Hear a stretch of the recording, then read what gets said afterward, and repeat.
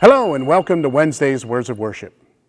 Are you sometimes impatient while waiting for God to answer your prayers? I know that I can be very impatient at times, and often I'm most impatient with myself when I fail at a task or run into complications that make me frustrated. I think we all at some point have had a hard time in being able to trust God in His timetable. Now, there's a story in Luke chapter 7 where Jesus is traveling from Capernaum to the city of Nain. His disciples and a large crowd traveled with him.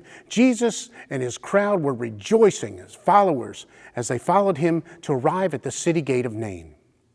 They arrived just as a funeral procession is coming through the city gate. And the procession was for the son of a widow. Her only son had died. There was also a large crowd in the funeral procession as well.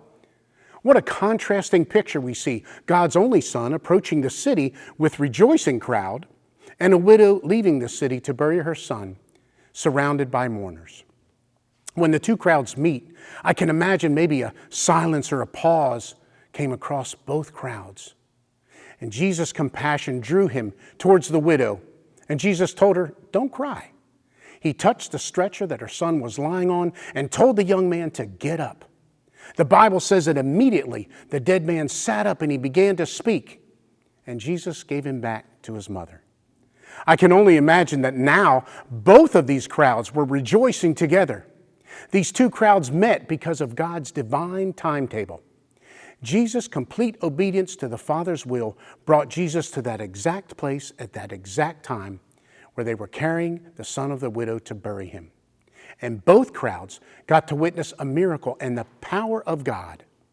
So the next time you grow impatient for God to move, to answer a prayer, or give guidance, remember that God's divine timetable is always perfect to accomplish His purpose and to demonstrate His power in ways that bring Him glory.